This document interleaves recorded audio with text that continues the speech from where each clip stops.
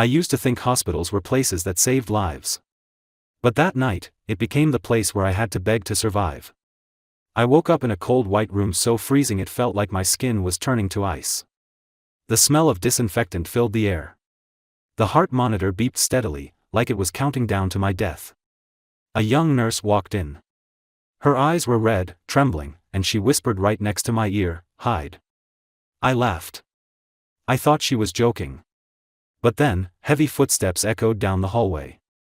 The lights flickered. And I saw a shadow standing just outside my door, tall, unmoving. The nurse gripped my hand so tightly I almost screamed. Her lips trembled. "If you want to live, don't say a word." I had never been that scared before. Because I realized, the door wasn't locked.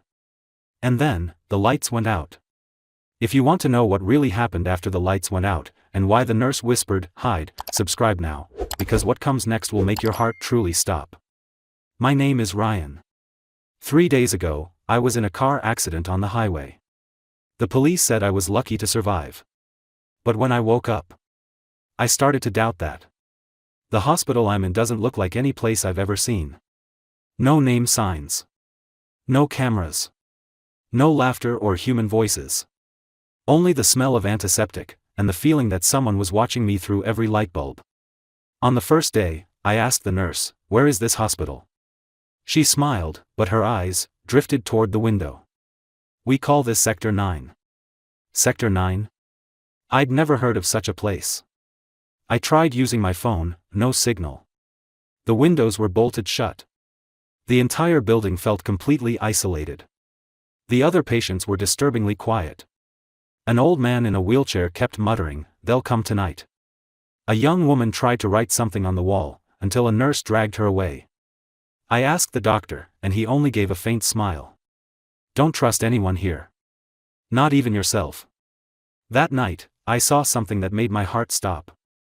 From the room across the hall, someone was watching me through the crack of the door.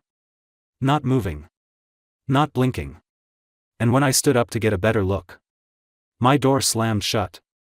That was only the beginning. And soon, I'd understand why the nurse whispered to me that night, "Hide." I started to notice the little things. The things normal people would overlook. But in Sector 9, nothing was ever normal. The second night, I couldn't sleep. The sound of hospital bed wheels rolled down the hallway, slow and dragging, like someone was trying to hide a body. The creaking grew louder, and stopped right outside my door. I held my breath. Waiting. But no one knocked. The next morning, the bed in the room next to mine was empty. Blankets folded. Monitors turned off. As if no one had ever been there. I asked Nurse Lucy, the same woman who whispered, "Hide." She looked at me and said quietly, "Here, patients sometimes get transferred earlier than expected." Transferred. 3 light words that sliced through my ears like a blade. I looked around the hallway and realized there were no emergency exits. No elevators. No stairs. Just one endless corridor lined with identical doors. That night, I tried recording the sounds outside my room. When I played it back, I heard a man's whisper, "Don't fight it. It'll be over soon." I threw my phone to the ground. The screen flickered. And for one split second, I saw the reflection of someone standing right behind me. The third night, I woke up to the sound of metal hitting the floor. That sharp clang echoed down the empty hallway. I thought it was a dream. But then, my door burst open. Lucy walked in. Her face was pale, like someone who had drowned. Sweat dripped down her forehead. Her eyes were wide, trembling, locked on me without blinking. She rushed over and grabbed my arm. Her voice was so small I could barely hear it. "Hide." I froze. She repeated, louder this time, desperate. "Hide. Now."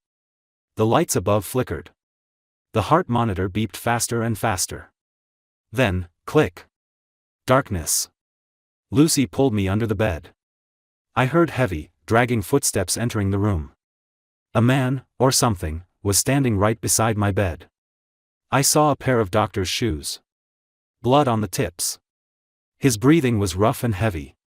He lifted the blanket from the bed. I gripped Lucy's hand so tightly I could feel her pulse racing. If he bent down just a little more, we'd be found. Then, beep. The heart monitor went off again. He stopped. And walked out.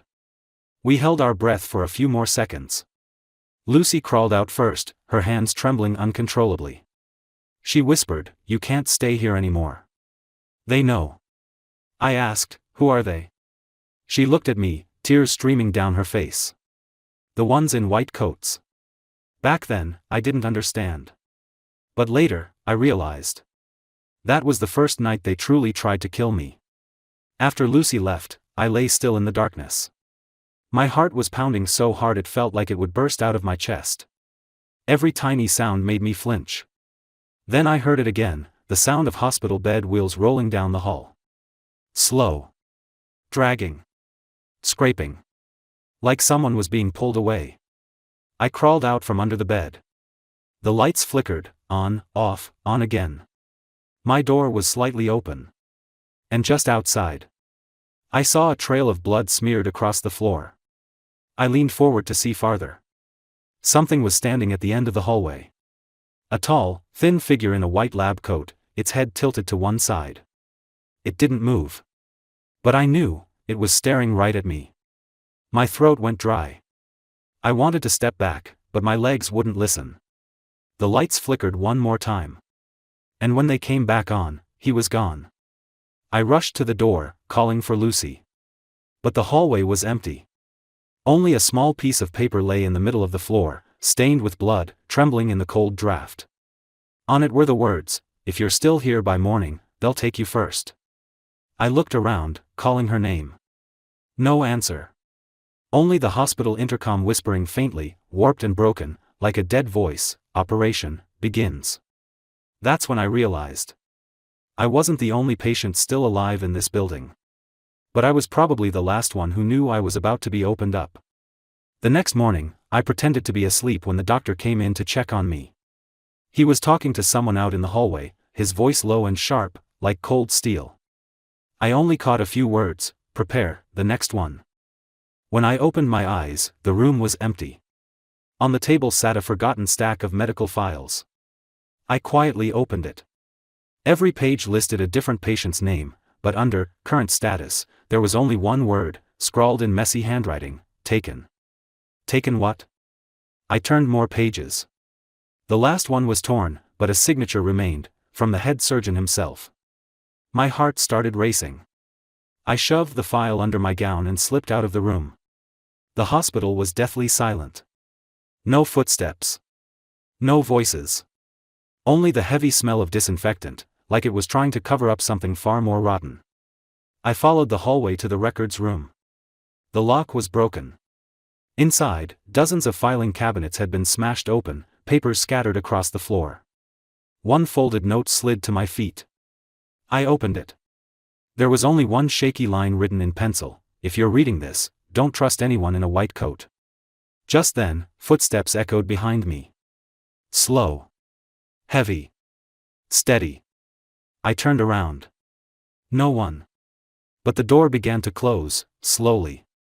And in the glass pane, I saw the reflection of someone standing right behind me.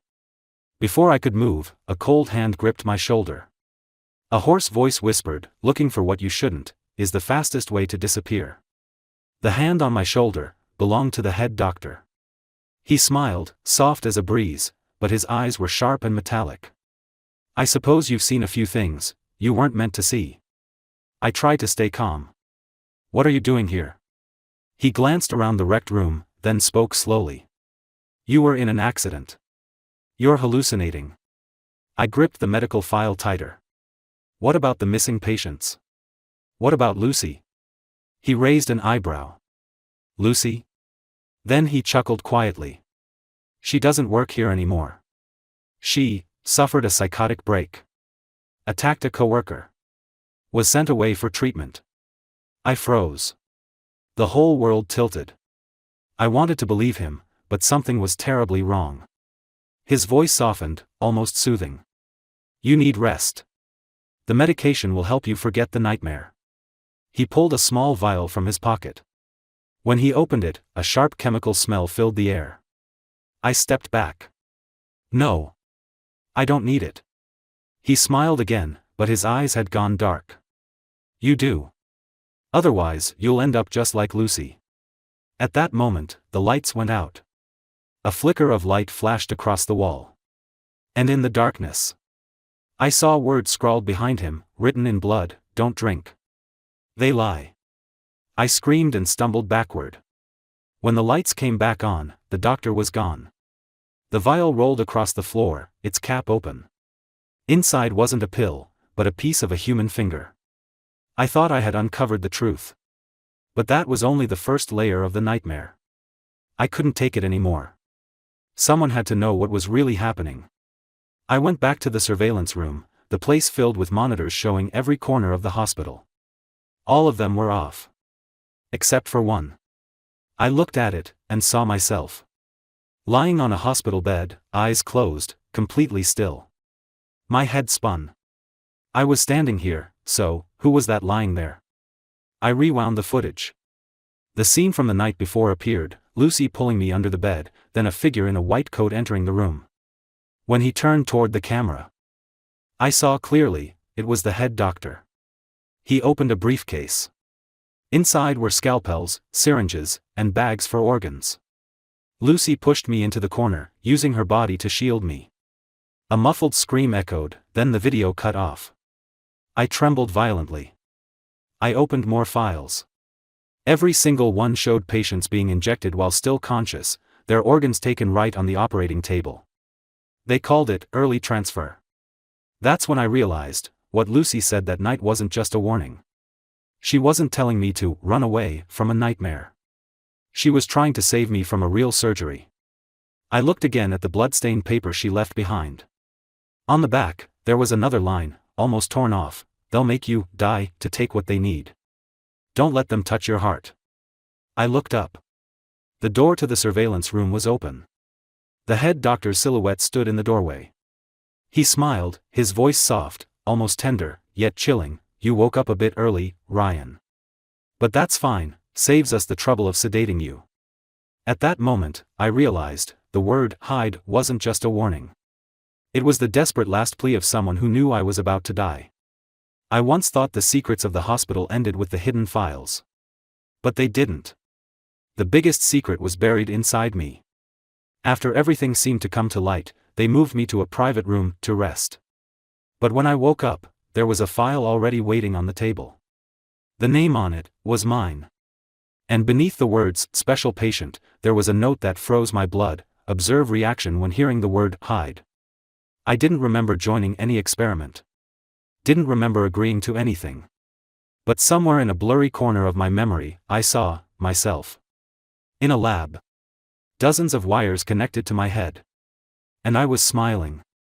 A smile that didn't belong to me. I ran into the hallway, searching for the nurse. But no one knew who she was. No record. No camera footage. No name on the staff list. As if she had never existed. Or worse, as if she was part of the experiment.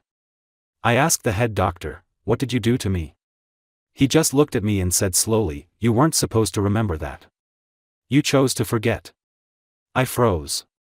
Chose to forget? Had I agreed to erase my own memories? What could possibly make me want to run that far from the truth? Then her voice echoed in my head, the nurse's voice, one last time. Soft. Clear. Hide. This time, I understood, she wasn't telling me to run. She was warning me not to be seen. Was I ever really a patient? Or just part of the experiment I created myself? If it were you, would you dare to reopen the memories you once chose to forget? I left the hospital on a foggy morning. No one said goodbye. No one even looked at me. Only the loudspeaker echoed that familiar line, "Patient number 42 has recovered." But I'm not number 42. At least, I don't think I am. Since that day, wherever I go, I can feel someone watching me. A glance. A shadow in the mirror. And every time someone whispers the word hide, my heart starts racing, as if my memories are trembling, begging to come back to life. Maybe I'll never know the full truth. Or maybe I already do, but I'm too afraid to remember. What about you? If one day someone whispers, hide, to you, will you run?